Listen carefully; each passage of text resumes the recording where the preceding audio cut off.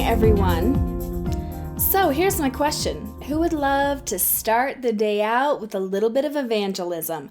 Because that's what you're about to get. Preacher Girl is in the house this morning, and I'm feeling pretty passionately about something. So buckle up. Oh my gosh, yes.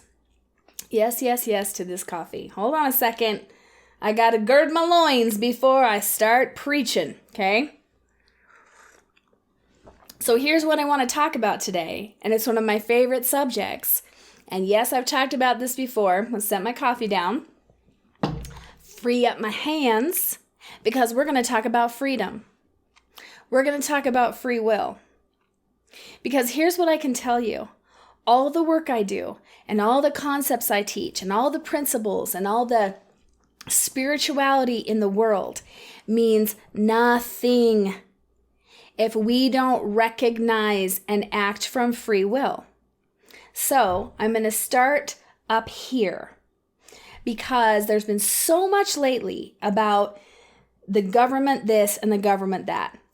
Coffee with Dawni is not a political show. This is a show that is based on truth, on principles, on support and encouragement. And the reason we're going to talk about politics today is because it's directly related. So, government telling us what we have to put in our bodies, telling us what we cannot put in our bodies, right? Basically holding authority over us, and this is only one little piece of this, you guys, that they can hold authority over us, right? It's total bullshit. Not on a political level, on a moral, ethical, and reality level. Because none of us signed up to have this authority put over us. It's not like we were babies and we signed some paper that said it was okay. We are not owned. We own our own mind, our own heart, our own bodies, and our own spirits, right? Yes, we do. And the reason I'm bringing this up is because this goes all the way down. So the government's one really kind of easy way outside of ourselves to see it. But what about the people in your life that think they own you? Do you have a boss that thinks they own you? Do you have a spouse that thinks they own you? A child who thinks they own you? A parent who thinks they do? And you must be complicit. If it's happening, you're complicit in it. If you are having somebody in your life control you, it only works if you're complicit. Because the second you totally recognize your birthright of freedom, you don't put up with it anymore. Okay? So, let me just tell you, I understand waking up one day and going, I can't do this anymore, and then needing to be careful in how you extricate yourself from something. Okay, so I'm not suggesting or advocating that you do something, way off the deep end and burn a bunch of stuff down. I'm saying it is time for you to remember that you are free. And the timing of this feels important. I woke up this morning knowing exactly what I was meant to talk about. I pulled myself a card. It's actually from got to look down at the ground because it's down there. It's the Lightworker Oracle. I don't even know if I can show you this with the green screen. Lightworker Oracle. And I pulled this card called Key of Light. And basically, it is a reminder to us that we hold the key. That there is a moment in our lives when we must take ourselves back. That nobody can stand in the way of our joy, of our brilliance, of our purpose, our path, unless we let them. Okay, so now maybe there are those of you out there that don't have any, you get that, or you're fine with it, or you don't have anyone in your life that's trying to control you. And good luck if they tried. And that you understand that the government does not own you, even if they think they do, which they do. You don't see that. You haven't been paying attention. I say that with all the love in my heart. And even for you, where inside of you are you still imprisoned? Where in us is the self-doubt crippling us?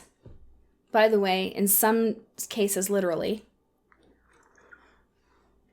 Where are we being obstructed by our own belief systems? Right? I've quoted it before, Rumi. Our life is meant to confront everything that holds us captive.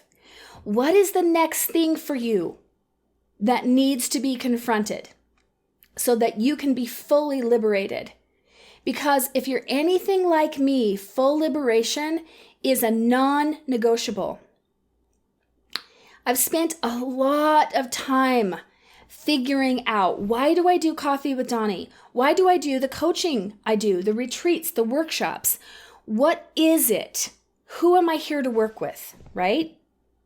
So if I know for a fact that I'm here to work with those who are willing to do whatever it takes, one of those things, those who are willing to do whatever it takes to be free, to be unencumbered by illusion, by lies, by doubts, by trauma, by conditioning, right? So even when those things are up, we take action anyway. And if we can't, we use what free will we have, and we've talked about this before, and I'm going to repeat it as many times as it takes. We use the free will we have to open up more free will. Okay? So we don't feel good because, we've got extra weight on us, because we haven't been eating well. Okay, well, right in this moment, I have exactly enough free will to go have a big old green smoothie and a big glass of water, and that's what I'm going to use it for. I'm not going to take my 3% of free will and use it to watch The Bachelor and eat a cup full of chocolate chips. Maybe I'll do that next Wednesday, but for right now, I'm going to open up. I'm committed to opening up more of my free will. Do you really think that there's a government on this planet that could have authority over us and own us and harm us if we were free inside of ourselves? Absolutely not. That is simply an outward reflection of our inner prisons. Okay? This is not about the trickle-down effect. We're sitting here begging for rights that we were born with. It is the trickle-up effect. We find it in ourselves, and we are able to help our spouses and our children and our families and our communities get more liberated, because we become so free that we are a constant invitation for that. Nothing can stand in the way of that. Listen, as far as we know for sure, although I have my suspicions, we have one life. And even if we have multiple lives, right now, this is the one we have, and we will never be this person again. This exact person again, in this body again. So we need to live these lives in the most meaningful way we know, without hurting another person or their property. And no one and no thing gets to stand in the way of that, including your own self-doubt, including your own trauma, including your own conditioning, including your mom, your dad, your kid, your spouse, society, whatever that vague, weird thing is. You are the one who says what's meaningful for you. No one is holding you back. The second you free it up in here, the external world becomes more free. Now that can be terrifying, can't it? You can lose marriages, right? Friendships, family, jobs. Why would you want to hold on to something that is imprisoning you? The truth is not fragile. Anything that cannot be questioned is not true because the truth can withstand questioning. So you keep questioning, you keep exploring anywhere you feel stuck or heavy, encumbered, out of integrity. You question that until you see what needs to be done to move it.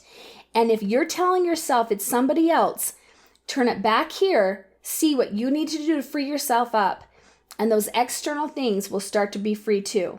Yeah, it may take you standing in your power, having very clear conversations and communications. Either way, your freedom starts within you.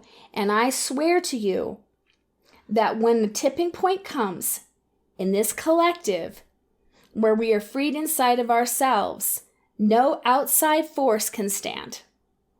No outside force that would in any way threaten our freedom works unless we are that imprisoned in our own minds and hearts. You guys, we're better than this. We have so much potential we're not reaching.